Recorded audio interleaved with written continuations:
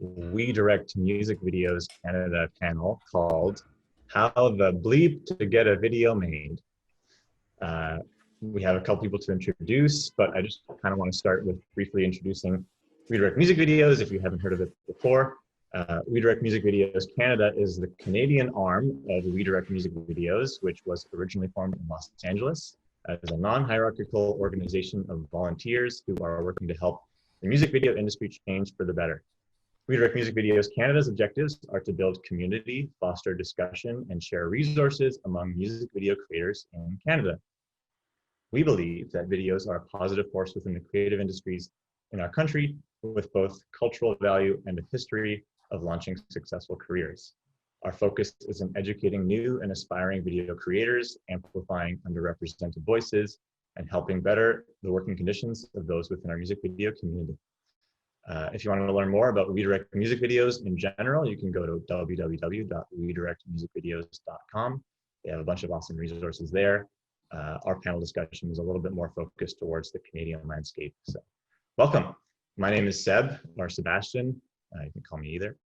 I'm a producer here in Vancouver, and I would love to introduce, in no particular order, our panelists for today. We have Sam Sferrazza, the founding partner and producer at Route 11. We have Iris Kim, who is a Toronto-based director working with global brands.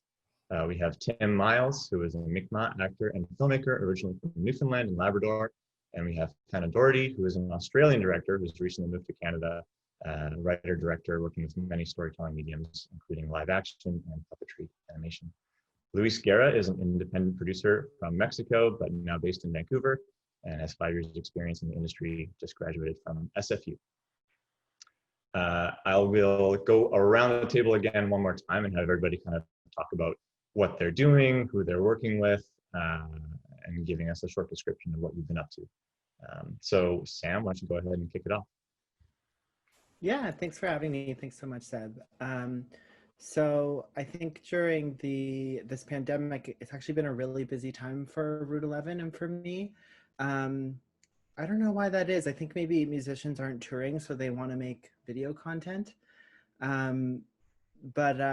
Yeah, we've been pretty busy since July, doing mostly music videos, and it only kind of calmed down last week or something. So I've been doing music videos for Coffee and Savannah Ray. I've been working with director Alicia K. Harris a lot, and a new up-and-coming director, Yasmin Evening Kerr, and also done music videos for Mono Whales and for other like independent artists on their like first singles, which is really exciting. So that's what we've been up to this summer into fall. Awesome. Thanks, Sam. Iris?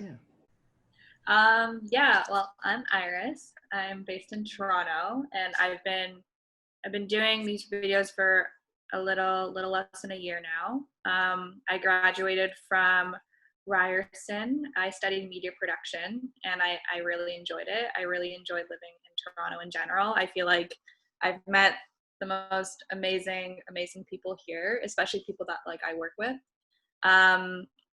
Recently, like surprisingly, a lot of people want music videos right now, and I think, Sam, it's like what you said. It's because people aren't touring right now, so they want to create as much content as they can. So music videos are a perfect way to do that. So yeah, recently I just released Johnny Orlando one, which was so fun. It's called Adelaide, and I worked with like Adeline Marine. She's a YouTuber. My girl Alex Porat, she's a Toronto artist. Anna Sophia, another Toronto artist. I've been working closely with a production company called Post Office Creative. And they're kind of like a newer production company. They were they're kind of like an artist management company, but they're growing into something more creative now. So yeah, it's been really fun to kind of like grow with them and kind of build their brand and kind of build my brand and, work with as many creative people as I can. Thanks, Iris. Tim? Yeah, hi, I'm Tim Myles. I originally came to Toronto to be an actor. I moved here back in 2014. And when I graduated, I kind of like I really fell into music videos. An old friend who also went to school with me, um, her name's Nina Josic. She's a cinematographer. Um, she just shot Adelaide with Iris, and we really bonded a lot with like the stuff we wanted to make and like the vision we had for certain projects. So we just started making music videos together in the beginning, and then doing it for so long, the clients just started to get bigger, I guess. And I've worked with Crownlands, which is an Indigenous rock group here in Toronto, and I've worked with Banners. They're an American Canadian band. I've worked with like Universal Music a lot, Island. Um, yeah, it's been very weird for the pandemic. I've been pitching a lot, but I haven't been really going out. I guess I just haven't booked anything in a while. But yeah, so yeah, it's kind of my journey. And that's totally okay. I mean, pitching is 100% part of the process for everybody involved. So yeah, I used to be like, I didn't know, because the way we used to do it, before you actually got like clients who you had to pitch to, you would just like meet up with musicians who were like contacted you on Instagram or whatever. So the whole concept of pitching is like fairly new to me in the last like two years, and like I'm terrible when it comes to graphic design. So I'm just like proud of using this time in quarantine to just like perfect my pitches and get them like to an industry standard because they were awful before. that brings up a really good point. I think we can all speak to projects that have come to us with no pitch whatsoever because it's somebody who you know, or a friend, or somebody who just trusts your work right away. So yeah, that's a good. Thanks for sharing that. Thank you. Hannah, would you like to tell us a bit about what you've been up to? Yeah, thanks, Ed. So I moved here to Canada about a year ago from Australia, where I used to make quite a lot of music videos, and then I sort of stopped and I moved away into doing more short films, documentaries, and commercials. And then since moving here, I found I was actually doing a lot more music video work. I've been working with Seb and Luis at Boldly, which has been really fun. And we made 2 videos in the last couple of months. And I've made like 5 music videos since the beginning of lockdown kind of happening, which was kind of surprising. Like Sam and Iris said, and you've all sort of voiced that it seems like there's a lot of music videos happening at the moment. There's a lot of people who want to, like I personally, I just love making films and I want to keep doing that. And music videos, I find, is a really great way to find something that I don't know how to do and use a music video as like an excuse to learn how to do that. So for me, I've worked a lot by myself because I do a lot of like puppetry and animation, and like I've done a lot of like writing, shooting, directing.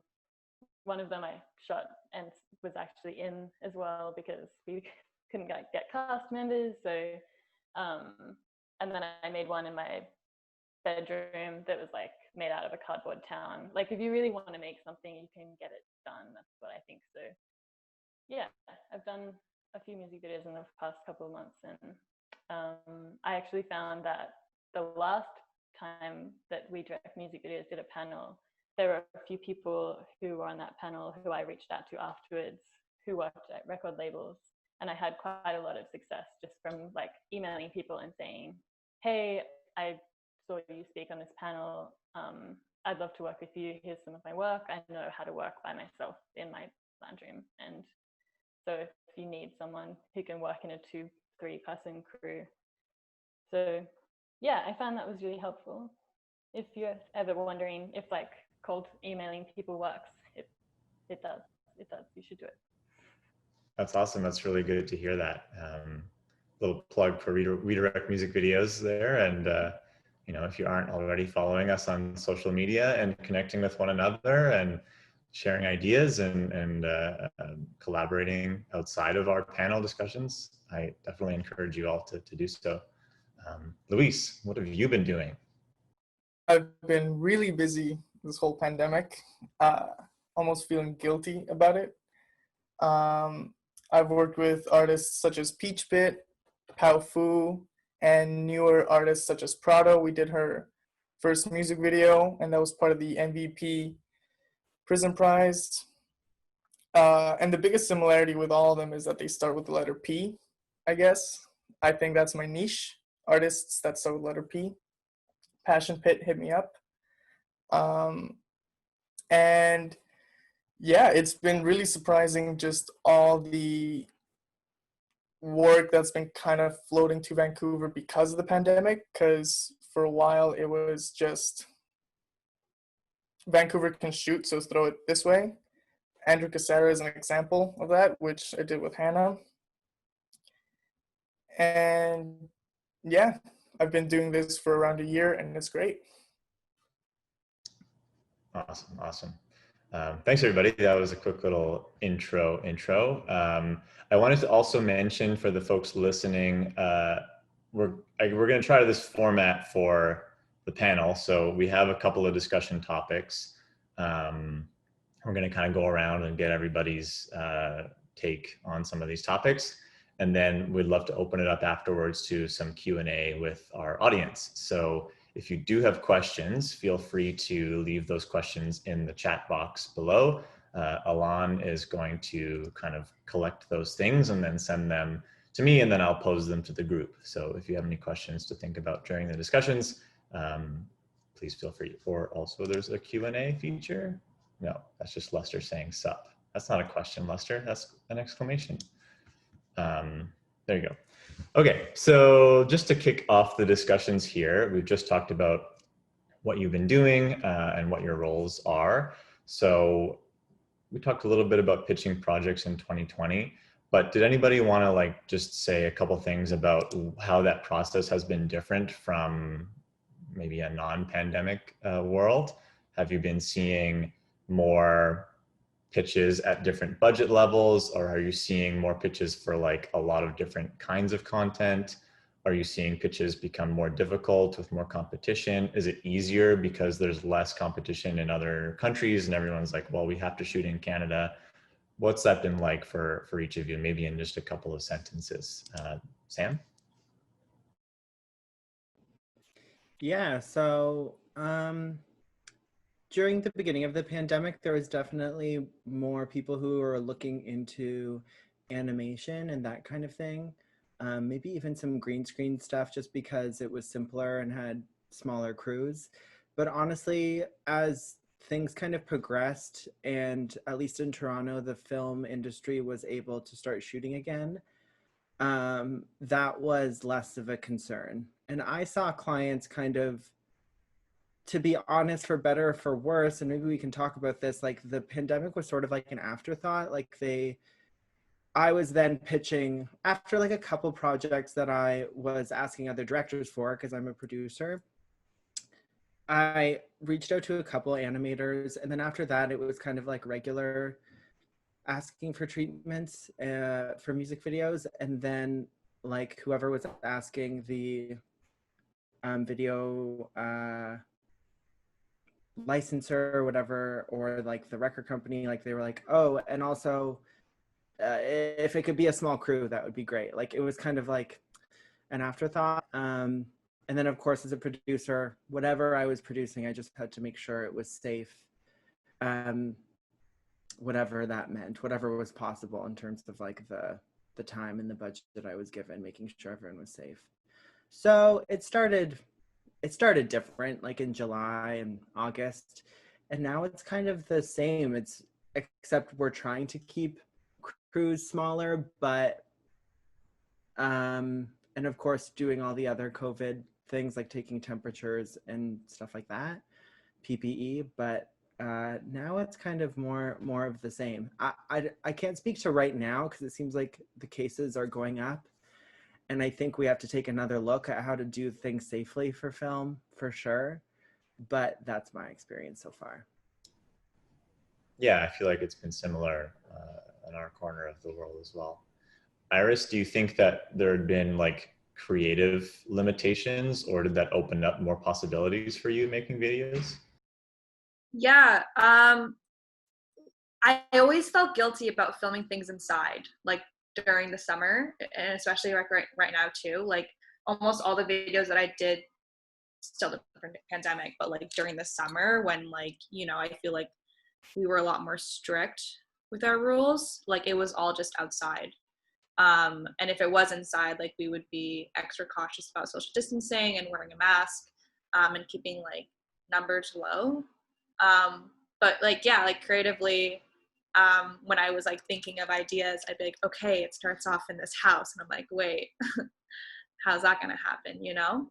Um, but I also think, you know, it's good to embrace those challenges. And like one of my favorite videos is filmed outside with like a simple fisheye lens. So it's, you know, kind of like rising to that occasion. And if it's doable, I mean, you kind of have to make it doable. You know what I mean? If that's something that you want to take on. Sam, I agree with you though. Like it's like there was a point in the summer where I feel like, or I don't know, I feel like in March it was a no-go. Like as soon as the lockdown was like announced, like it was like making a music video was out of the question. And then in April, same thing. And then I feel like in May and June it kind of got more lax. There was a music video I did that was just filmed in like my friend's living room, and it was literally like the smallest crew ever. It was a really fun experience. But again, like it was really small, and that was because of COVID. I keep saying this, but it was really just like you just have to kind of embrace that challenge and kind of see what you can do with a smaller amount of people and the budget that you have. And it was animated too, so some of it was animated. So yeah. Sounds I like think a I lot. saw that one. I think I saw that one. Yeah. Yeah, It was Evie really good. produced it. Yeah. Yeah. It was really good. Yeah. And it's been kind of weird because I find like the record companies and stuff are sort of like, they kind of throw the ball to directors and producers. And it's like, I kind of wish they were like, what are your guidelines? Like, you know, but I don't know. Yeah, like what do you feel comfortable with? Yeah. But they're just like, you just make sure it's safe. Got it? You're like, okay. Exactly. Tim, did you want to add to that? Yeah, I felt like mostly going back to in the pitch process, or like what ideas you want to make or what you create, going back to like the early days when you had to, okay, now I have to think about what I can create within the budget, except now it's what can I create within the COVID restrictions. So again, like what Iris said about inside, like every time I had an idea, I pitched this one where it was like this like underground house party, and I was like, wait, like how are we supposed to do that? Like that's, so then it had to be like, okay, now it's in a field, and I'm like, now I see every music video lately, it's like they're in a field or they're somewhere, because it's really hard to you know, because I mean you have to like get the appropriate amount of crew needed to set up what needs to be set up if you were to go somewhere inside. So whether that be like the G&E team and everything, so it really like it comes down to every last person counts on the set, and those numbers. Like we shot a commercial back in September, I think it was, and like part of that commercial was inside, and I just remember the whole time just like holding my breath, like, is everything okay? Like, because again, it was left up to us, like, you know, we have like what are we doing to make this set safe, and what's my producer doing to make this set safe? And so when it's all on your shoulders, like it just like it sets everything off, and you kind of have to like start up again from like the bottom. As a viewer, like Hannah, Luis, do you find that watching videos that have people indoors in close contact, does that make you cringe now, or does that like, how does that make you feel? If it's been made recently, do you mean? Like, yeah. I think I want to trust that everybody is being responsible and people are going to make the decisions that they're going to make. It is hard. I know even when we shot something, we had a shot where I'm in it, there's an actor and a puppet. And the puppet's like, that puppet's fine because yeah. Still, a surface though that could be transfer germs, and it's like who is going to touch the puppet and then who can't touch it, and then every time it does have to be touched, like where do we keep it? And even that, I was kind of like, I'm just sitting on a chair next to someone, and for me it's like I haven't actually been this close to another human for a while, like who wasn't close, like someone that I lived with. And my head immediately was like, what would I think watching this? How would I feel? And I think when I see it, I haven't seen too much of it. I definitely have seen some videos that are like, this is clearly being shot in a studio, and there are a lot of people who are standing quite close together. But yeah, I don't know. It's sort of nerve-wracking, just in the same way that you would walk past a cafe that's full of people. I don't know if watching it on a set is different. I guess like I would just like to trust that everybody has taken precautions. Yeah, but like the kind of work that I do, I recognize that it's a lot easier for me to make things that have less people in them and have a lot smaller crews. If I'm like, the first one I think I made in lockdown, I built the set out of cardboard and made a terrifying eel puppet. And then I was like the puppeteer. And then, so it was literally just me and Devin Scott, who was the DOP. And even that was like, we've got 2 people in a room in an enclosed space for 12 hours while we shoot. But I don't know if that answered your question. Nervous? It makes me feel nervous. Yeah, sure. Well, yeah, I wouldn't know. I think when I see some music videos coming out recently shot during the pandemic, what I usually see is if it's the band, they're always close together because they're probably practicing and recording and all that stuff. But if it's anyone not part of the band and acting as extras, it's like really odd blocking. And they're really trying to sell it as natural, which is fine.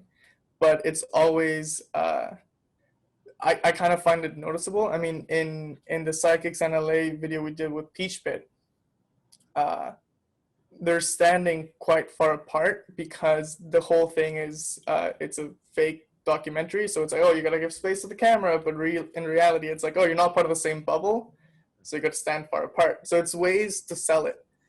I think videos that have really suffered because of, or the genre of video that suffered is like dance videos. There's been a lot of like just trouble with dance studios regarding COVID because it's obviously a really intimate space. So I haven't seen very good dance videos. And if I see very good dance videos, it always makes me nervous because it's like, were they being safe? Like, they cannot have the budget to quarantine for 2 weeks and then film. So it's probably just done haphazardly, at least. There's something in that having a dance video that only has one dancer in it that then becomes quite intimate. I think you can make it something, you can make it work to your advantage to create something that just, and that's the thing, like I see a few more videos lately that I'm like, I don't think this would have been made normally. I don't think this person would have chosen animation. I don't think this person would have chosen to only have 1 or 2 characters. I think they would have felt like they have to fill out that space to make it look like a fun video. And now you have to find a new way to do that. I like that challenge. And I think it sometimes can make for more interesting videos at the moment. I think that's a great point, Hannah. I mean, Robin's Dancing on My Own is one of the best music videos ever made. So, yeah.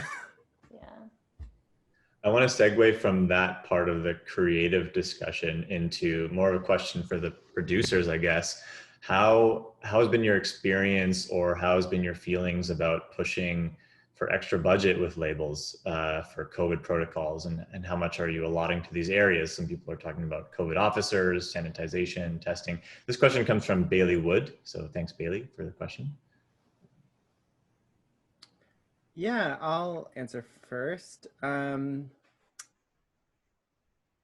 had a couple different experiences, I guess.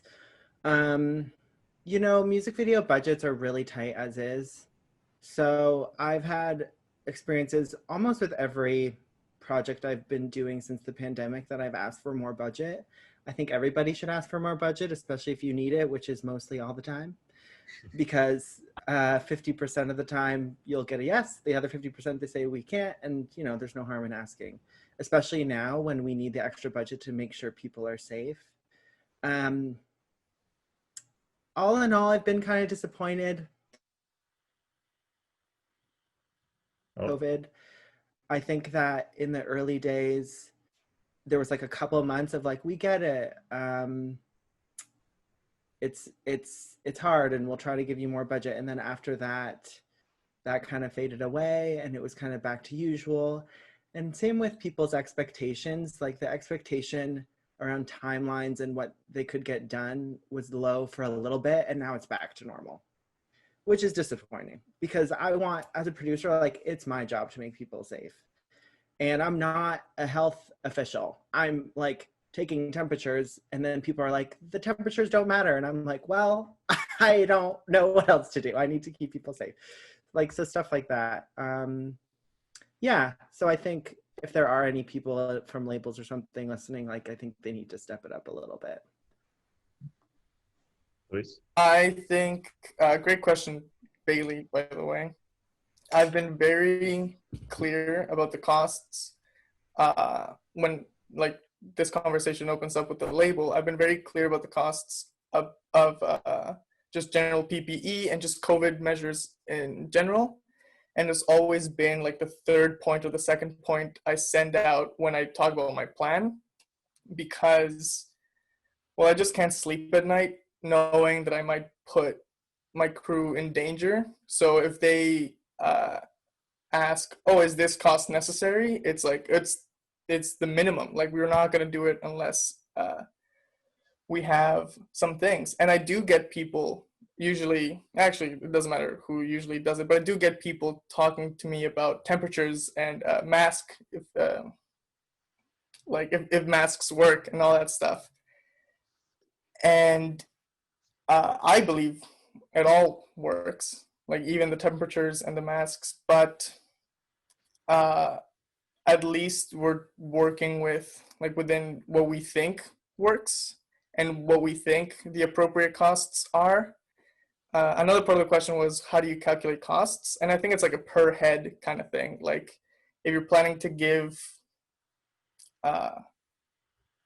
like each person a mask and each 10 people a sanitizer, then you calculate that way. So it's like, but that's just numbers, and I don't want to get into that.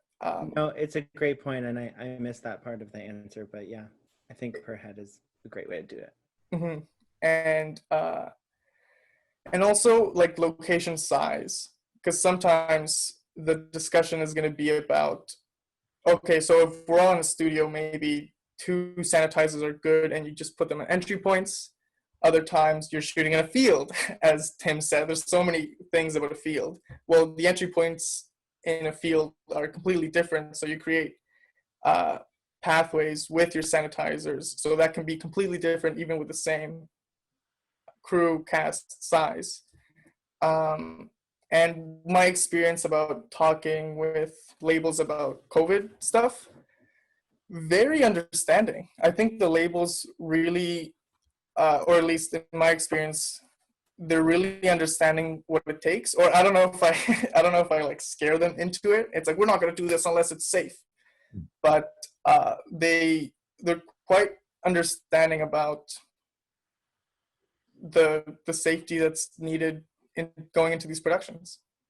Others just don't care, and I tell them like, this is what it costs, and they're like, okay, make sure the video is good. It's like, okay, well, that works for us. I'll throw in my kind of 2 cents on it as well. I mean, I'm privileged to have done a number of projects, you know, in different budget ranges, and so I've lost the shyness about bringing up these subjects with my clients. And so I'm not afraid to kind of say like, well, you know, you have an artist who's coming here for their shoot. If they get sick on set and you decided not to pay for the safety, then that's kind of on you. Like, you don't want your band getting sick. They can't do their recordings. They can't do, well, they can do their touring anyway, but framing it in a way that like they're just as responsible about making this work and safely. I find that that's really been helpful for us. And for the most part, people have understood. And people who seem to not care one way or another, like some people have asked like, oh, well, is your health and safety officer going to take responsibility for every person who gets sick? It's like, well, no, that's not the point of it. Those are the people I don't want to work with, but for the most part, when you kind of frame it in a way that like it protects their artist, it protects the crew, it makes it a video that actually is successful, then they seem to get it. And yeah, if they don't want to pay extra for the safety stuff, then just portioning the budget that there is so that they get less of the other nice things, and you just really prioritize what's the most important for the shoot. Because art department, they're out there getting props and set deck. They have to go shopping. Think about that. They have to go into potentially busy mall or public spaces, and they're out there working and doing heavy lifting. And same thing with your equipment electric team when they're doing their load in and load out. There's a lot of hands exchanging stuff. It's not as simple as pressing a button and having a video, right? I feel like wardrobe as well. Like wardrobe, I mean, that's probably the most contact you would have is like all of these fittings for the artists if you have the budget for fittings. And then same thing, I guess, just like out looking for things and being in contact with the public. And their jobs are so much harder too. Like, they're not just riskier, but like prop houses, you need to make an appointment of a specific time for pickup and drop off. Yeah. So now you have to be like a logistics master. And for wardrobe, like I've had wardrobe people be like, there's been a delay on our shipments. Like, I need 2 weeks to get stuff in from just the States. Mm-hmm. And these are things that it's really important to communicate them to the client early on, because sometimes they just don't know. So you need to tell them like, here's how my industry is being affected by this and why I need more time or need more budget. This brings up a really good question coming in from Ashley Frederick. And she asks, I think for everybody here, going into the winter, how do each of you kind of foresee the music video productions operating or changing when working indoors safely, especially with rising numbers? I know that's a loaded question. We don't really have a crystal ball here, but Iris, do you have something to say on that? Yeah, I'm so lost with that. I've been thinking about that lately, just because I don't have any upcoming projects. So I'm like, okay, well, when the time does come, like, how can I make this safe for everyone? And how can I make sure we're not filming outside and freezing our butts off? I think it's going to be the type of situation where like we kind of were in the beginning of like June or May, where like, I think it was like, what was the limit? It was like pretty small. I think it was like under like 6, or I don't know. I just remember for one of the videos I did, it was like under like 7 people for like everything. And that was so difficult. And even with that, like we had to get people like coming in and out the whole time. Because we didn't want like 7 people to be in the same room at the same time. That was difficult, but I feel like it's gonna be like that. But now that this have to be like zoomed in. Yeah. So weird. Directing remotely, producing remotely. Yeah. But we're used to it now, like we kind of know the structure. So I feel like there's going to be like a type of momentum that we can like easily follow, because it's not foreign to us anymore. I think that's what it's going to be like if we want to play this safely. I don't know if studios are going to be open. I hope they are. Yeah, that's what I think is going to happen. I'm sorry. No, throwing it to you. I'm kind of really hoping studios remain open, because the idea of shooting in other people's homes, I think, is not necessarily wise, especially with a bigger crew. So going to a studio presents like a neutral space where if the studios run well, which here's the hope always, it'll be sanitized after each production or even after each day. And usually studios, regardless of COVID, have really good ventilation systems and really high ceilings and controlled entry and exit points.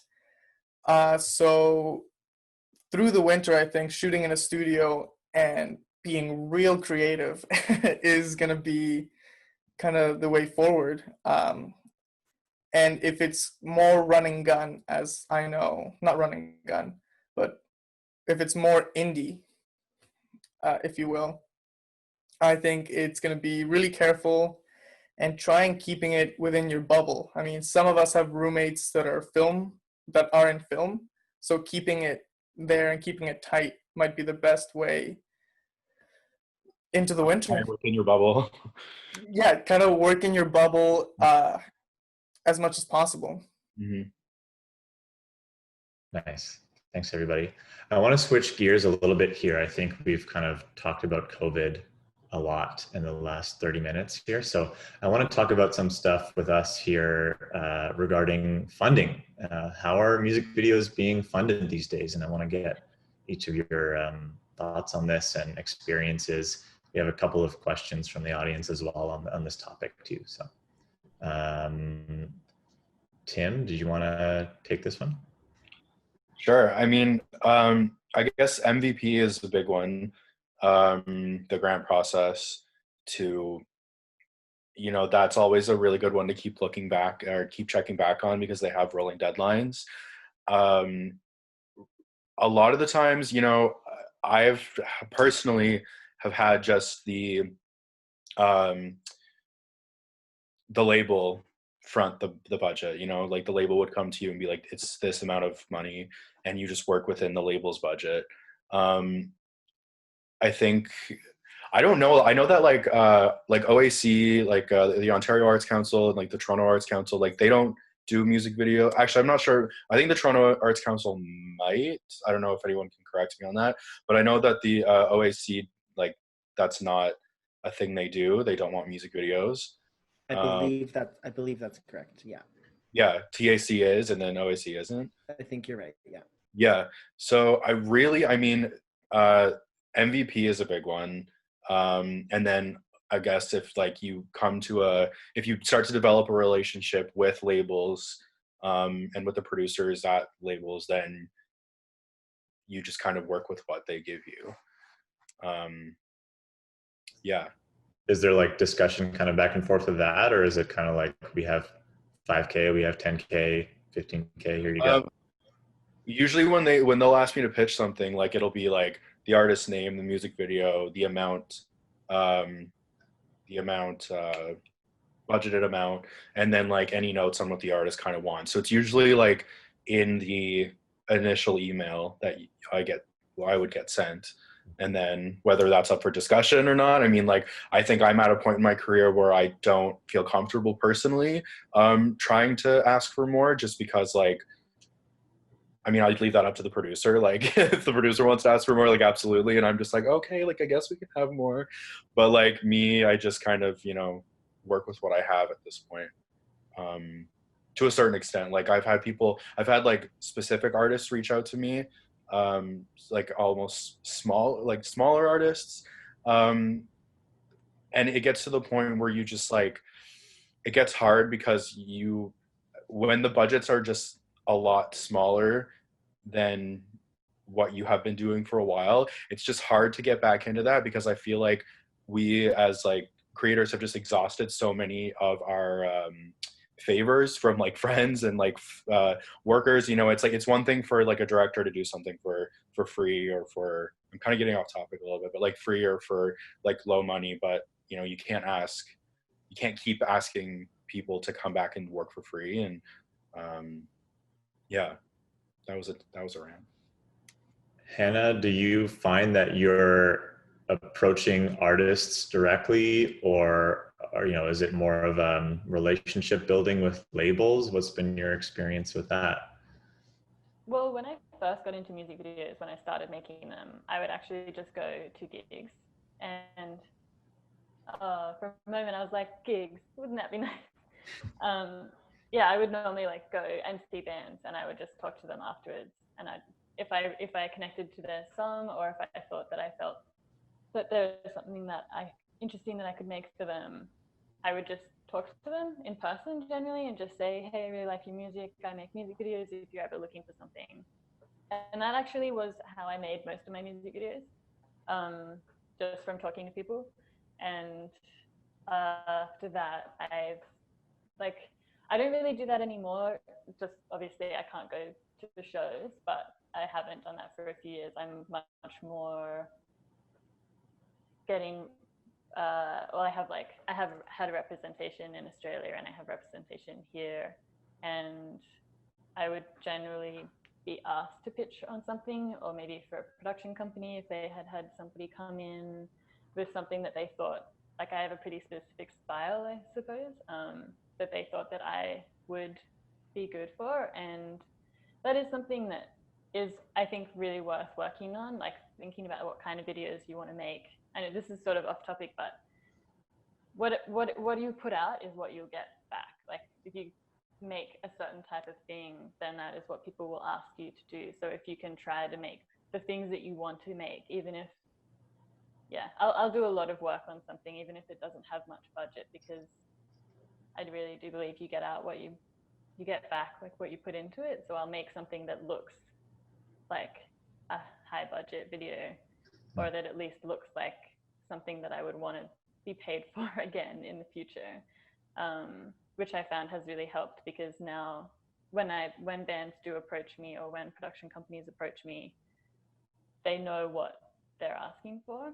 So there's more chance that I'm going to be able to give them what they're looking for. But yeah, generally it's coming from production companies. And I said before, all of that was just me emailing people and meeting up and talking to them about, I know when I moved to Vancouver, I sent a couple of emails out to different production companies to chat to them about what they felt wasn't getting made very much here, and what they would like to, the kind of work that they would like to get, the kind of videos that they would like to be making that just wasn't really happening here, which was also a really interesting conversation to have with people. And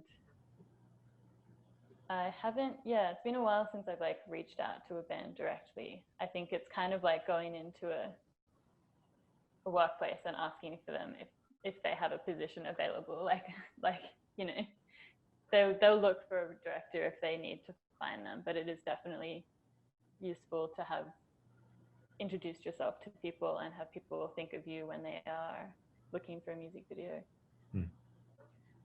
Iris, do you have similar thoughts on that, or? Yeah, like my experience has mainly just been like artists reaching out to me, or like labels, and just having a good relationship with them, so that hopefully they just keep coming back. Because Is that through your production company, or are you like going direct, is that directly to the director as you? Yeah, sorry, me as a director, they come to me like just through email, or email. So that's really nice. It feels like there's like a growing relationship there. And I think with stuff like that, it's very rare to find or to kind of have a good relationship with an artist that keeps coming back. But with that, it means that, you kind of have like a lot of creative freedom. You guys kind of have like a very unique language going on, where like they kind of understand, like Hannah, what you said, like, regardless of the budget, like if you're passionate about their song, their whole like thing, then you'll work so hard on it, regardless if you're making, the money that you deserve for the hours that you put in. I'm getting off topic. Yeah, I think that's like the most important thing, is building that relationship with that artist. So,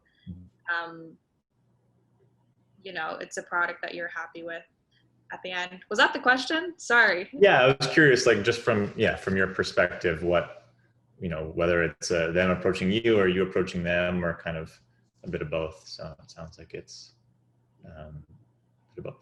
Yeah. Sam, in terms of like building relationships with labels, actually, this was a question from Devin. Like, how do you how do you first build a relationship with a label or an artist? How does that even begin? Well, I think there's been like great answers to this so far already. I think if you're first starting out, it has to be reaching out to artists individually, whether that's like sliding into their DMs, or I think going to their shows is great when you're first starting out.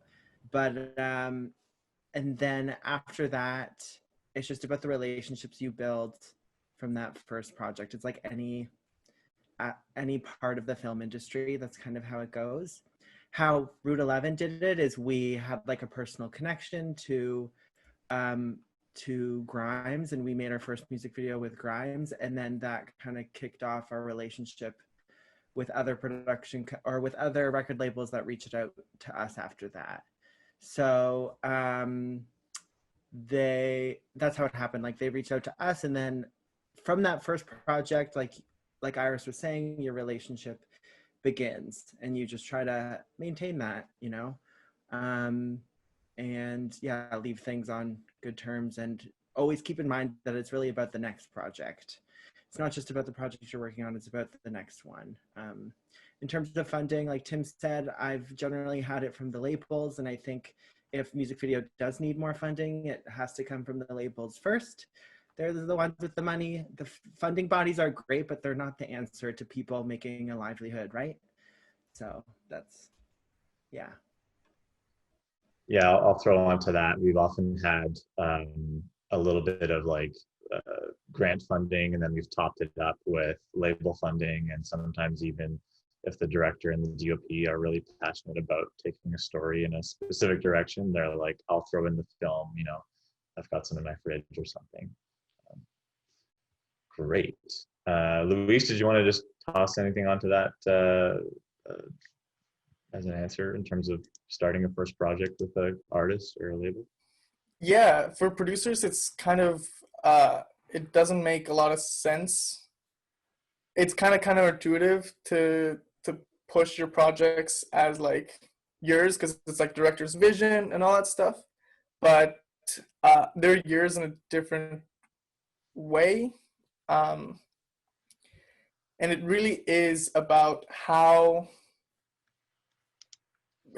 good the experience was working with you, and that goes not only with the director itself, but also with the band, and also with the label. And if there was a production company involved, it's also with them. You're kind of like the point of contact for everyone.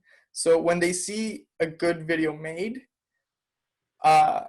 and they ask anyone in the crew or anyone involved if it was a good experience working with you, it reflects deeply in you. And if the video is great, that's also great. You know, it's like a double bonus. So just kind of echoing what Hannah said, what you put into it is definitely what you'll get out of it, but it's kind of hidden how you'll get out of it, how you'll get that out of it. Hidden in terms of just people talking. Mm-hmm. I have another question here. Is it from anyone in particular? No, I think it's from somebody anonymous. This is for the producers again here. What characteristics are you looking for in directors who you approach to pitch on videos? Do you want to go for it, Sam, or should I? You go for it. The obvious answer is strong creative. But I think after that, it is that first meeting, that first coffee, beer, wine, a really good impression of a working relationship, like a healthy working relationship, because you'll be in the nitty gritty with them, and you want someone good by your side. So what I'm looking for in a director is a genuinely good person, or someone I can see myself working with, which sometimes are not the same thing because working styles are different. So good person. Yeah, I like the use of the word characteristics, because I was thinking like there's characteristics in someone's portfolio and then who they are as a person. So portfolio wise, if it's something for a commercial agencies and like stuff like that, it's a different story, and I guess we're here to talk about music videos, so anyway, sorry. But for music videos, I like to see that like the director is at a good point in their career where I feel like we mesh. Um, you know, I just worked with like a really new director, and I also found a project where the artist was really new, and then that fit kind of went together. Um, so there has to be a fit for the project in that sense. And it's kind of like it's a hard question to answer because every pitch or song or artist needs a different director, and I'm just looking for the director that fits that pitch. So I don't know what it is until I see it. Um, but you know, like someone like Hannah, for example, like Hannah's been talking about her puppetry and stuff. That's so cool and so unique, and I can think of a lot of ways to like fit that in. So I'm looking for a fit in that sense. And then I think this was brought up before too, like um, Tina Fey's book Bossy Pants has this great passage where she's like, I want to work with people who, when I see them in the hallway, and she's talking about SNL, but when I see them in the hallway at like 3 a.m., I can like trust them. I see them in the hallway and I don't want to like punch their face in at 3 a.m. So yeah, if I'm on that like 12th or 13th hour, I don't mind seeing that person. Yeah, it sounds like attitude is a really important aspect of it, and then creative direction is another aspect of it. It's weird to like, because I've been in the situation where I get an ask, show me your directors who do animation, show me your directors who do you know, dance, show me your directors who do comedy. It's so hard, isn't it? You also like don't always want to pigeonhole people into a box. Like we're all very capable filmmakers, and like I know that if given the chance to like do something, you know, comedy, that Hannah would be like, sure, great, and given the chance to do something that's dance, she'd be like, I'm on it. Like it's but in I the feel that way too. Yeah. in like the marketing of it from a product perspective, people want to see like, oh, you've done 3 dance videos, you've done 20 dance videos, I know you're going to deliver on that result. And they're more apprehensive about taking a chance on somebody for a genre, for example, that they haven't done before, which I don't agree with. I just think that's been my experience. And as a director, you really want to see those things come towards you as well. Like I love it when somebody emails me and they're like, hey, I don't know, even if they say, I don't know if this is up your alley, but I want to make this like horror, whatever. And I'm like, yeah, sure. I mean, I haven't done that before, but that makes that a really interesting project. And if you get somebody who seems to do this kind of specific thing and you ask them to do this other thing, chances are that what you're asking them to do is going to be more interesting just because they are going to approach it from a different direction because they haven't been doing it for the last like 10 years. So sometimes I think it's really worth taking that risk. Mm. I want to move into another part of this discussion as well. I would love to hear about each of your experiences, desires, plans for how you're bringing more genuine BIPOC representation, both on screen and behind the camera for your projects. Would anybody like to jump in there? Yeah, I'll start. So something that I found really effective was in I think June or July, I just made a post on Route 11's Instagram that said I wanted to do like a Q&A for directors or people wanting to get into music videos. I chose music videos because Route 11 has produced a lot of them, and they were a stepping stone to me creating other film content for me. And I wanted that same thing for BIPOC. As a like gateway into the community, into like the film industry and community. And I found that really effective. I suggest it to other people just to have kind of like an informal, let's make a meeting. So I did like a Squarespace thing where they could like make a meeting on Squarespace, and then it went into my calendar. It was very type A. It was very good. Yeah, and I actually during this pandemic have worked with now 2 of those people that came into the Zoom thing as directors, which was like, I honestly just thought I would like answer some questions and be a bit of a mentor for that time. But I think that's what I want to see. Like, I don't want to just like give advice. And I think people don't really want just advice. Like they want jobs. They want a paycheck. And I want to give that. So that's what I did. And I found it really effective. Tim? Yeah, I mean, I just did, the most recent one I did was for Crown Lands. It was called End of the Road, and it was about it was to pay tribute to the missing murdered Indigenous women on the Highway of Tears. And when Universal approached me to do it, they wanted an Indigenous director, someone that was, there was a co-director, Alex Smith from Universal, but they really wanted that, representation. And so when we went into casting, even we cast 5 dancers, and they were all Indigenous dancers. And in the beginning, our producer was Indigenous, and she wrote the monologue. I don't know if anyone's seen it, but there was an opening monologue to the video, and we got Tanya Tagak, an Indigenous singer. So I think like I've worked a lot with Imaginative as well, like the Imaginative Film Festival here in Toronto. I just received a grant from them to do like a short, like a film, and it's really important to just see that. I'm going to speak, as an Indigenous person from my own community. It's like very important to see that representation in film, and especially in like modern film, and not having it be so only one type of Indigenous person is shown, or in one type of way. And like, what does it mean to be, BIPOC, or even, LGBTQ? Like, what does that look like? What does that mean for you? What things should you make, or what things do you feel? Because I felt like I was pressured maybe into being a voice of that, but I think being is enough, and then taking it where you want to go with your artistry. Does that make sense?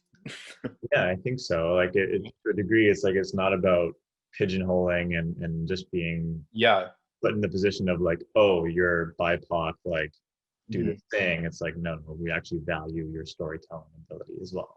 Yeah, there was a review actually on I had a music video in the festival last year, and there was a review written saying, okay, this was a cool video, but like, what did it have to do with Indigenous or being Indigenous or something, and then the article went on to read, and then I looked up and I saw that the director and the artist were both Indigenous, and then how that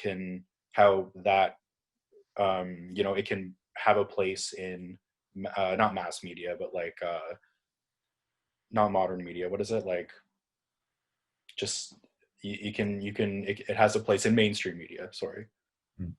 But yeah, that's been my experience. Iris? Yeah. It's super important. It's always super important.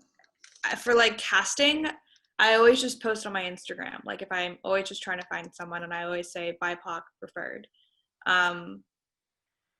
It's weird because like, I don't know, I feel like it should just be the norm by this point. Like, I think it's really cool. Like one of the questions that was in our email, Sebastian, was like, what are you most excited for music videos in like 2020 or in the future? And mine is like literally diversity in music videos, because even like 5 years ago, like the love interests or like, the main cast, they look so different from like what they look like now, and like what people look for right now, because what people are looking for right now is what our general world looks like right now, and it reflects, what's actually real.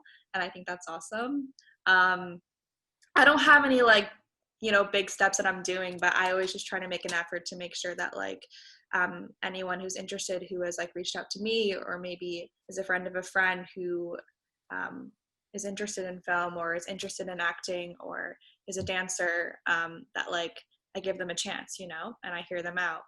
And Sam, I liked your point about like you don't just want to give advice, you know what I mean? Like you want to give them opportunity too. And I've like over the last few months I've been on a few Zoom calls with like a lot of like BIPOC women who are interested into getting in film, and it was a lot of advice, you know what I mean? And I still feel like that's like a good thing, and I think in the future I would love to give, you know, those same people like opportunities once I'm in a place to give them opportunities, you know, where I don't feel like I'm exploiting them, because right now they're pretty low budget stuff. But my editor and my colorist who I usually work with are Asian, and like they're like my people and I love them, and I don't know why, but even that in itself like feels good for right now, if that makes sense. Like I feel like that's just a step for right now. Yeah. There's a cinematographer that I really look up to. Her name is Rena Yang. Mm-hmm. And she does this, and at least the last couple of Instagram posts that I've seen, she's been saying she's looking for kind of assistants who just want to get into the game. They're paid mentorships that she kind of takes them under her wing as a cinematographer and shows them the ropes, and they're on set with her on some of the biggest commercials that she's doing right now in London. I think that's really awesome and really easy, because even if it is like a junior position, like a assistant or a PA or a second AC or something, it's so easy to get a rate for that as a producer, even on a music video. I think that's like a super easy step that everyone can do. Yeah, and Instagram's huge. Like posts get shared so much, you know, you see one thing, you're like, oh, maybe this is it. Like maybe, I don't know, if you're like new, if you're green to the whole industry, like PAing could be the first thing, and you can read it off of like someone who's like, hey, I need a PA for this day, BIPOC preferred, you know. It's so powerful, and that's how I like to move. Mm-hmm. And not to oversaturate the conversation, because these are really great points, but just echoing Sam's paycheck thing. I think one thing is mentorship or advice, but inviting them in with a paycheck says so much about where you want the industry to go. So I think once I have bigger ability, or it's also interesting to talk about being like a non-visible minority, or just being Latino and working here and all that is it's such an interesting mesh of values that the best way you can bring them forward, both in conversation, is through action. And just inviting them in with the paycheck is what I'll say. Speaking of paychecks, another topic that we kind of wanted to get into is getting paid fairly for projects. I don't really know kind of where to start with this, because it's quite an open-ended project, and I'm not sure if that means overall budgets or if that's like how that's, you know, split out across creative disciplines. But I'll kind of maybe throw it to the group if anybody wants to kick off a topic within that realm of getting paid fairly.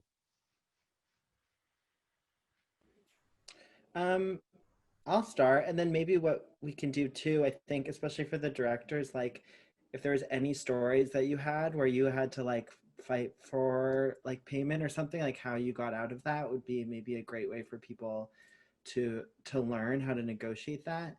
But I'll start because I feel passionately about this. So I'm a producer and I run a production company, and something that's just been helpful for us for all projects is we have like a minimum budget that is across the board, and we don't do any projects below that. And honestly, generally, it doesn't really matter what comes in. If it's below that number, I'm gonna say no to it. Even if I really like it, honestly, it probably means I'm not gonna like doing it, or my vision can't come true unless I get that amount of money. So that's been like a really powerful tool just for me to like pay people correctly and to not get like resentful and cynical during projects, because I will say yes to stuff and then I'll be halfway through it and I'll be like, this is BS, because I put myself in it, you know. I said yes to the project. I have to keep my promise. I can't be mad at them anymore. I can't be mad at the client. I said I could do it.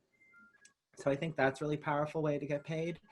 And something that has been like really magic for me too is if you realize that you need more budget or things are pricier for whatever reason, partway through a project, like just let the record company know as early as possible. Earlier is better. And like I said, I've had like a 50-50, sometimes more percent success rate in getting at least some more budget. And then my advice to directors would be like, just remember to discuss payment early on. Um, Identify a percentage of the budget you think is fair. 15 or 20% of the budget should be your director takeaway, something like that. Those are just numbers. I don't know. It depends on the project, but it could be anywhere from 10 to 20% of the budget, and have those discussions early on. And there was one more thing. Paper trail. Yes, do it over email. I just did that on a project where there's been like a miscommunication because I did it over the phone. Do that. And also directors have this weird habit, at least in what I've worked on, and maybe it's because music videos, there's a lot of like passion behind them and people just want to see their baby get made, where they'll say like, you can use my rate to pay for it, use my rate. Please don't do that. Okay, I appreciate it, but keep your money, okay? Because it only just means you're giving me permission to do that for the next director. I wouldn't do that, but you know what I mean. You shouldn't toss your money under anything. It should be the absolute last resort. So yeah. Yeah, I second that. It's easy how it's fascinating how quickly the money can evaporate when you're like, sure, here's the credit card, go for it. I think at the beginning as well, when you start, it's really hard to value your work and your time and know what that is worth. Just like any art, to do a painting, like how do you value that?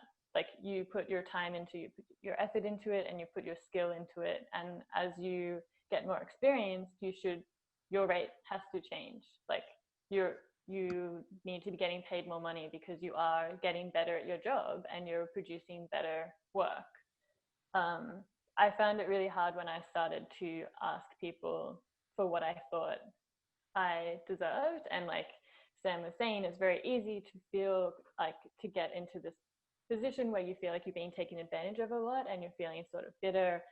And it took me a long time to figure out, like from the very beginning, saying this is what my rate is. And that's always like open to negotiation, but telling people what you're worth from the beginning, I think is very important, because if someone says, this is what our budget is, and you're like, okay, well, I could do it for that. I have had a lot of positive feedback, or things have been a lot less stressful for me. And I felt like the extra work that I'm putting in is really being appreciated when I say, I will do it for this, just so you know, this is how much this would normally cost. Because like people will value something at the price tag that you've done it for, basically. So they don't, a lot of people, they just don't know how long it takes. They don't know how much it costs. They don't know how much time and effort and energy, and sometimes emotional energy, can go into making these projects. And it, like, I appreciate what you said, Sam, about not giving your rate away. Like I myself directed something recently where like part of my rate was in a boat that we were planning on setting on fire.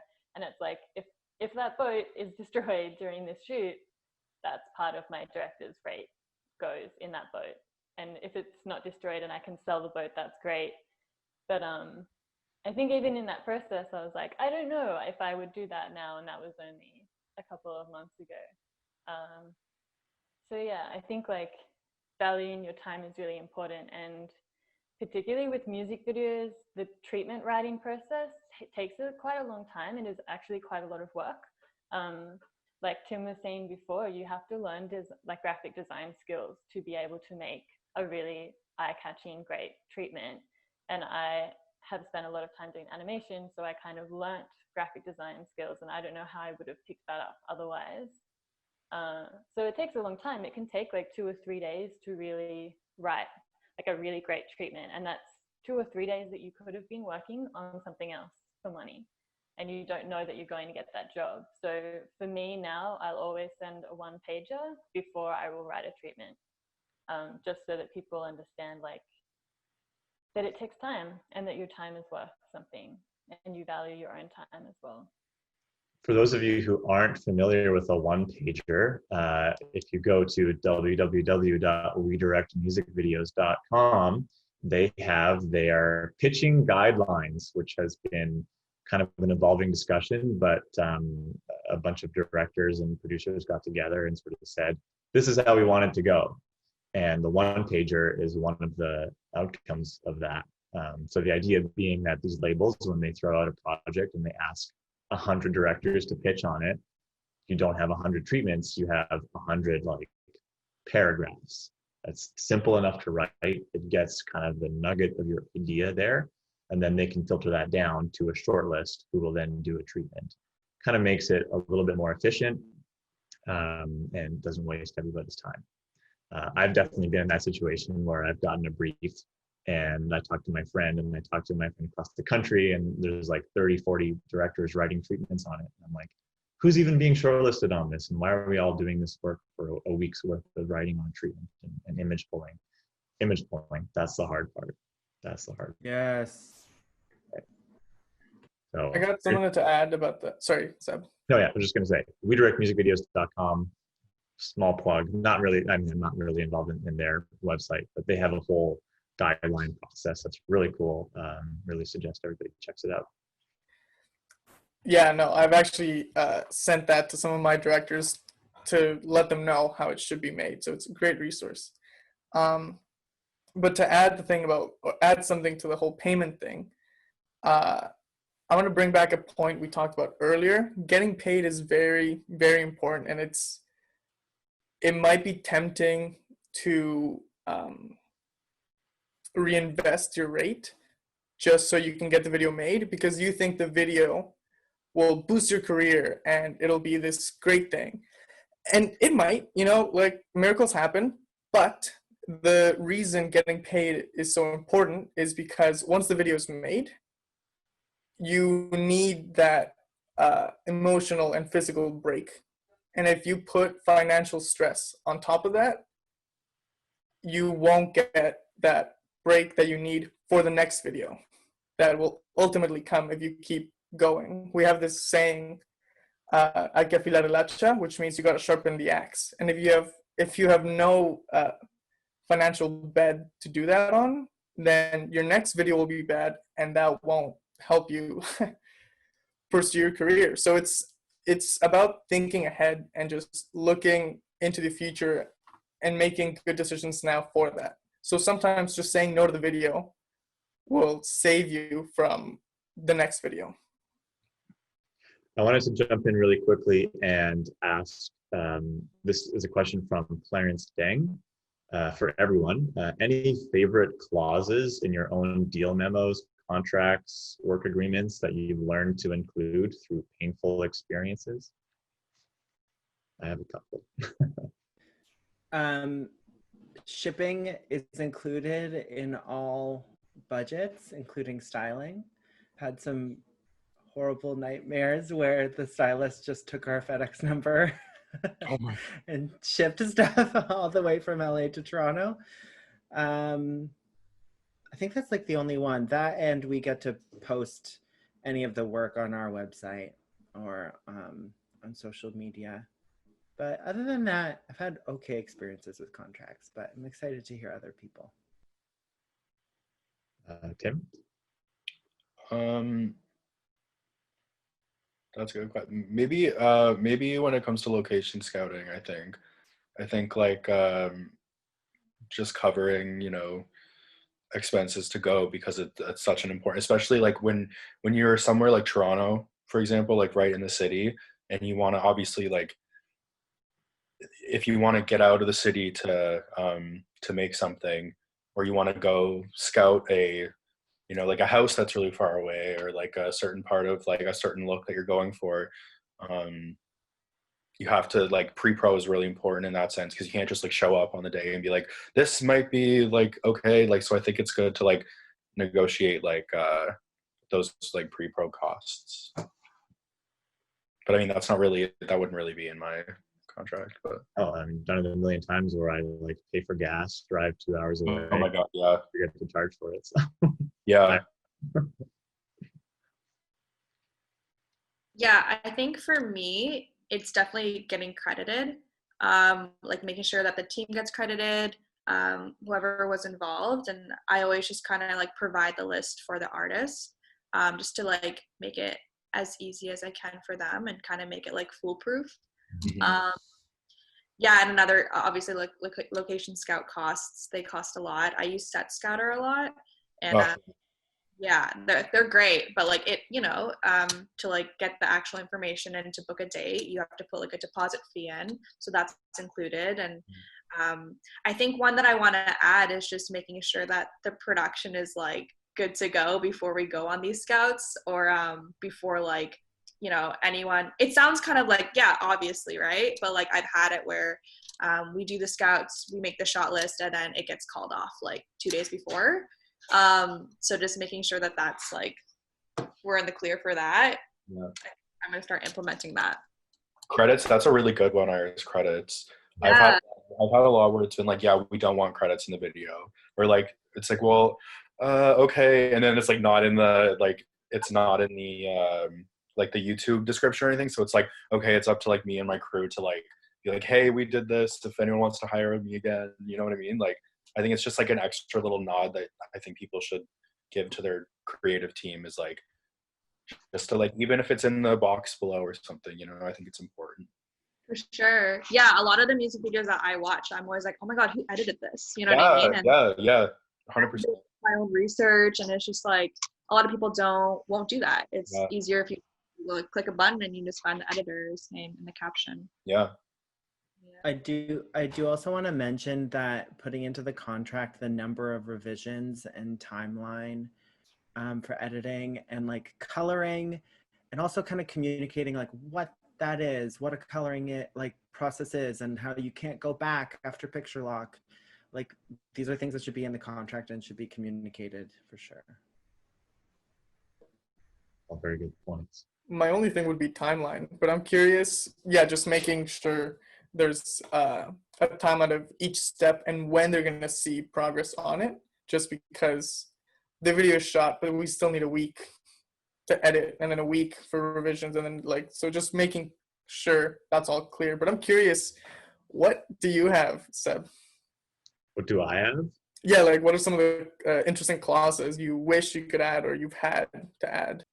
It's like weird little things that you wouldn't expect. A lot of these that are already mentioned are in there, but also things like I've had projects, go dormant for 2 months, and then they come back and they're like, hey, can we pick this up again? And I'm like, you guys, you paid us half, and then you like waited. We didn't shoot anything. We prepped everything, and you come back 2 months later. That's going to cost more. And like, I wasn't afraid to kind of put that in there. And similarly with like storing a copy on a hard drive, and they're like, we have an editing tower, for example, and having a copy stored there takes up space, and that costs money. So if they want a copy of the footage, they can pay for that extra, and we'll ship them a drive. Other things like, I gotta pull it up because it's been a little while since I've read it, but like the right to post it on Vimeo, and like, they've given us a whitelist for that.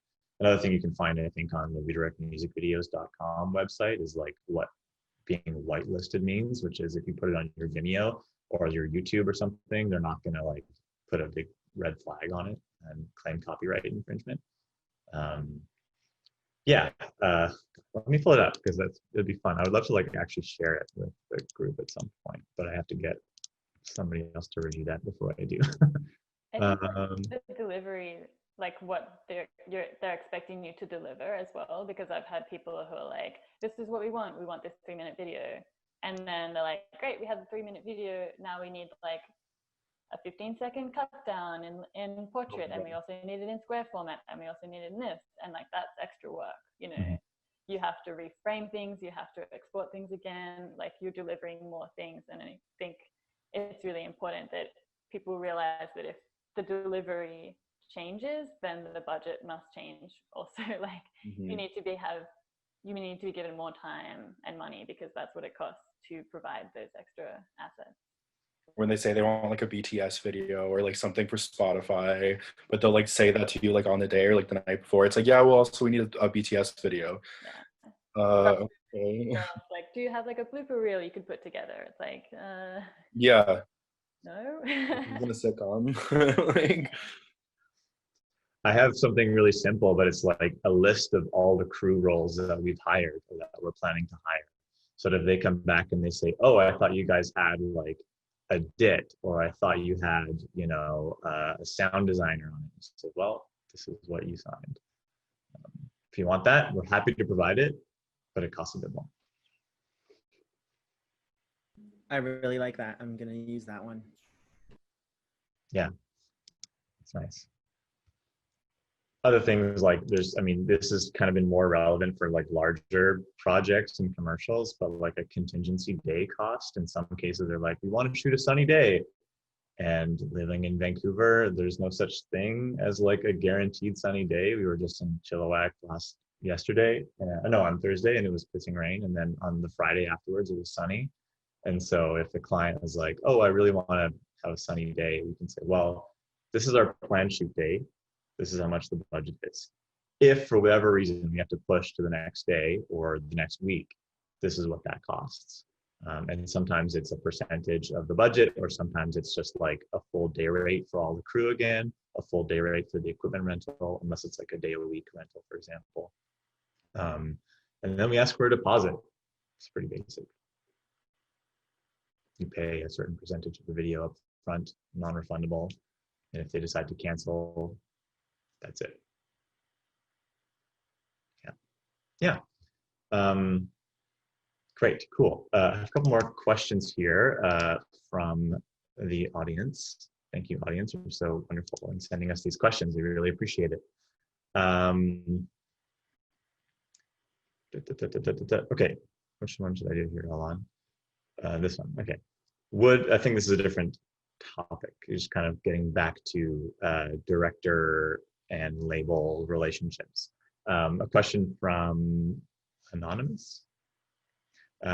Would a director ever reach out to a label directly for work or to build a relationship? Is that overstepping? Question mark. Maybe I'll throw it to Sam. You have thought on that?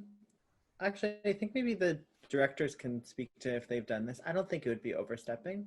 I think you can definitely do it. I think you're better equipped to go in with a production company, but go for it. My last 2 music videos were because I did that. So like, because I emailed a record label and said, here I am, this is what work I have done. If you have any artists that you think would suit what I'm making, I'd love to chat to them. Or something that someone told me once that I found really helpful to remember is to talk to people before you need them. So rather than approaching someone and asking for something, like have a conversation with someone first and get to know them and build that relationship. So yeah, I find that really helpful. Yeah. I love that. I've never done this, so I don't really know the answer, but like after hearing that quote, Hannah, perfect. I don't think there's any harm in like, you know, showing, be like, hey, this is like who I am, this is what I do, and you know, if this ever aligns with any of your artists, let me know. I don't think that's overstepping. Tim? No, I completely agree. I think also there's like a little bit of a shift, I think, coming with like the labels and maybe them hiring younger people as well to like start out as like producers and everything. I know that I work with a few young producers with the labels that I have relationships with, and they're always like, they're really, really open to like new talent and scouting new people. And, you know, like we just all want to see each other grow and do well. And I mean, that obviously depends on the label and depends on the person, but I've noticed here in with Universal specifically, I don't want to name drop just in case this person doesn't want like a flood of emails, but coming in. But yeah, I think that there's a switch, and or it's starting to be more open and not so like scary and like, oh, you have to email this like big Hollywood person or something. Like people are more personable than you think and more willing to like help you out. And I've learned that as well. I think also like the last panel that people were on were a few people from record labels, and a couple of them said there is an ocean of directors out there, and it can be overwhelming to find new ones. Mm-hmm. And that they are working with the same people a lot, and like partly because of that reason, like music videos often have really quick deadlines, and they're like, we want a treatment by the end of the week, and the video has to be delivered in a month. And that means that that's not a lot of time to look for a new director. So each one of those people said, reach out to us and contact us, because we do want to see what people are doing, and we do want to discover new talent. And a lot of people do really want to give more opportunities now, especially, which is really great to see that people do want that. And it would be great if people were going out and like looking for those people and contacting them and looking for people from different backgrounds as well, and reaching out to them and offering them those opportunities. But failing that, it's definitely important to go and do that yourself. I think someone's asked what the record labels were. One of them was 604 Records, another one was Sony, and another one was Warner Music. Yeah, I think that's totally like the right approach as well, like doing that outreach.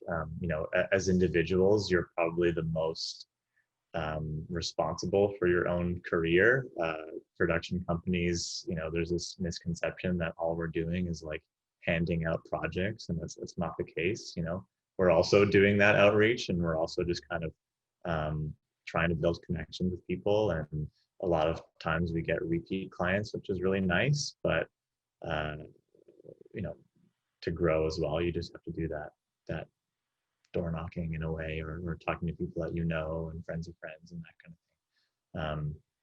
I think the best thing that a production company can do for a director is like kind of push their work to the connections that they already have.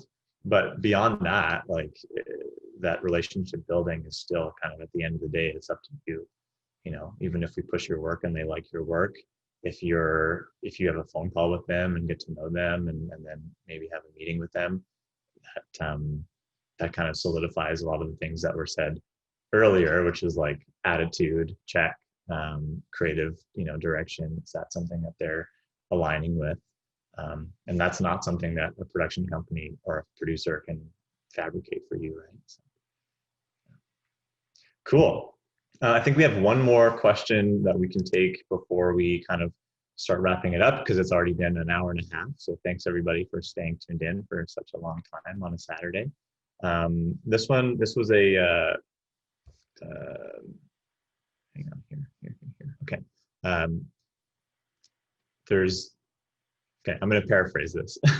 This person, anonymous, writes, growing up in Canada, I was always so stoked to get home from school and watch much music. Shout out that same countdown or video on trial, etc. With most videos now mostly seen on Instagram and YouTube, how do you gauge the popularity of videos now? How do you think that you can get more people engaged in actually watching music videos again and being excited for them? Tough question. Anybody want to take the floor? I think I felt this too. Growing up, like I would always watch much music getting ready for school, and coming into like the digital age and how everything's very quick, and there's so much content coming out.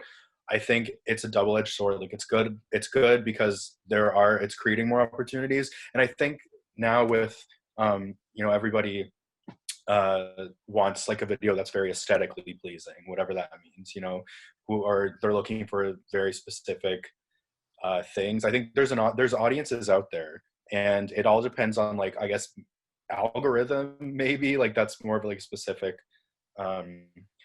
thing, but the audience is still there. Like, I even on the smaller videos, like if you have the right people working to like get your video out there, or make sure people watch it, like you will get those views. And if not, it's just great pieces to have to build in your portfolio. But yeah, it sucks that we don't have like that kind of was like the whole thing like really died out, I guess because of the internet age. But yeah, I mean, I would say that I find a lot of new creators from watching Instagram or watching, YouTube or Vimeo. So it's transposed. Like, you don't have a host anymore who's like giving you a curated playlist. But yeah, that's how if like you just put your work on Instagram, like if you're a photographer and you want to be like a director, or anything you have, like put it on Instagram and people will find you and they will reach out. Like that's a lot of how it starts. It's just getting like-minded people who like your aesthetic and like what you bring to the table, and then that's how you build a following or a connection of people. I think sorry, go for it, Iris. I was just gonna say that, like, I feel like the right people watch it. Like when you post it on your own like profile or a YouTube channel, like I feel like the response that you get are from the right people who like just get it and kind of get your style. So yeah, I mean, it does suck that music videos, they're not as big now and the budgets are smaller and whatnot. But I don't know. I think the internet is so powerful and you have complete control as to like what you put out there and like, how you kind of want to portray yourself. So I think once you post a video, and like it's so incredibly you and it has heart, like the right people will watch it. So that's how you get people excited. There's no like formula, like it's just like, oh, this is unapologetically like you. Yeah. That's what I was going to say. I think the quality of views is becoming a much more important thing in this current zeitgeist than the quantity of views. And that's really important to remember. Just keep pumping out work, not pumping out, make conscious work, but just keep at it. And the right people will watch it if there's, as Iris said, heart in it.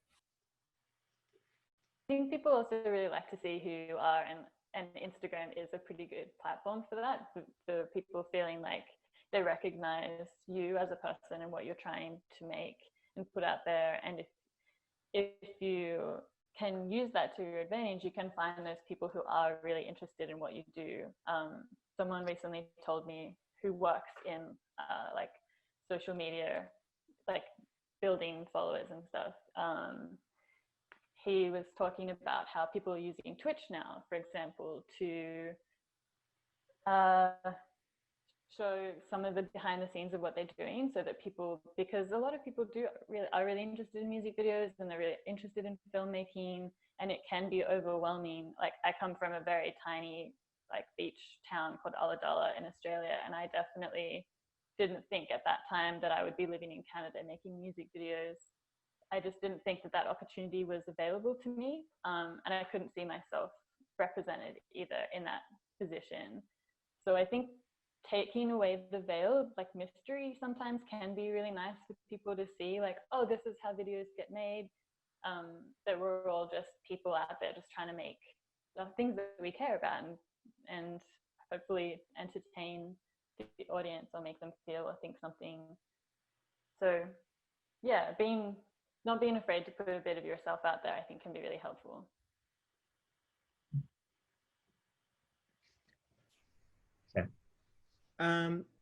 Yeah, so I think what makes music videos, how can music videos be relevant now? I think there's a lot of talk about social media, and I wonder what it would be like for a director or producer to create a music video with the digital first aspect, whether that's vertical or sharing on stories. Like, that could be something.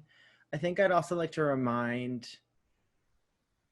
people that music videos are still a great way to express like relevancy and to respond to something in the culture. And I think that's how a good music video, how you can start conversation is to speak to something like now. And I think that has been done. They're also a great way to pull a stunt. I mean, Beyonce did like Lemonade and like just released it all at once. And now like Billie Eilish a few days ago released that video where it's just her in the mall.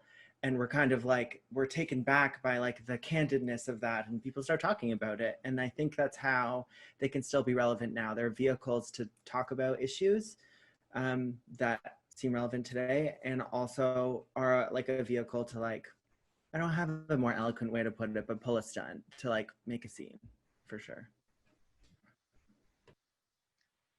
Out of curiosity of the group here, raise your hand if you went to a traditional film school program.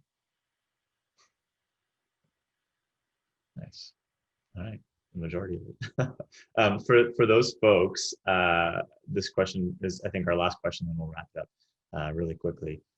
As a film student, this is from Anonymous, as a film student who is looking to start their career in directing music videos, what are some advices you would give? Find the people that you work well with in school, the people who understand your vision, who are hardworking, and honestly, just stick with the people that you like working with. Not, I mean, in the sense of like grow together, and find PA jobs, or like look, like, again, Instagram is like such like a good tool. People are all like, if you see a director that you like, go to their Instagram, see who they work with, like just do your digging, like be weird about it. Like go into like, I don't know, people are always posting stuff on Instagram like, I need this person, and it's a good way to get in. So stick with people that you work well with, and hunt for those PA jobs. Totally. Exactly that. I'd add school is a place to fail, not to learn. You'll learn the most by failing often. And the bigger the failing, the bigger the learning. That's not proper, but film school is a very comfortable place to do that. So I'd say take advantage of that. And also, just because you're in film school doesn't mean you can't work outside of school. Yep. So use that time where you should be writing an essay to be on set. Yeah. And do that kind of thing. Yeah. The essay, trust me, it's not going to matter in the long run. My professors must hate me now, but Kathleen. yeah, no, sorry, Kathleen. But being out there is what matters, and be a creep about it. Yeah. Maybe not a creep, just be a sleuth. Sleuth is a better word. Yeah. I think there's a lot to be said as well for just picking up a camera and making something and not being afraid that it might be terrible. Chances are it's like probably going to be terrible, but you learn so much in that experience, and the next thing you make will be a bit less terrible. And if it's something that you can still be proud of, honestly, like I took a very different approach, and I think it is very different in Australia because we don't have a lot of big productions happening. It's quite difficult to just go out and like get a PA job. It's just quite different. So my approach was, I didn't ever do that. Like I never went on set in that way. I just started making my own films and making my own music videos and figuring it out that way. And I found that I learned a lot about all the different processes that go into making films. And then it was a lot easier for me to figure out what I actually wanted to do. So I would also say that if you're not a film student and you haven't studied film, that doesn't mean that you can't make films. So still do it. Yeah, I fully believe that. I think it's so powerful to just like do stuff on your own. I think it's important to meet people and get on set and, work for other people and just kind of know what set life is like. But, if you want to be a director, like you should direct stuff too, and like your first thing isn't going to be great. It's not going to be fantastic, and that's okay. Like that's how you get better. Figuring out what your style is. It's ultimately up to you.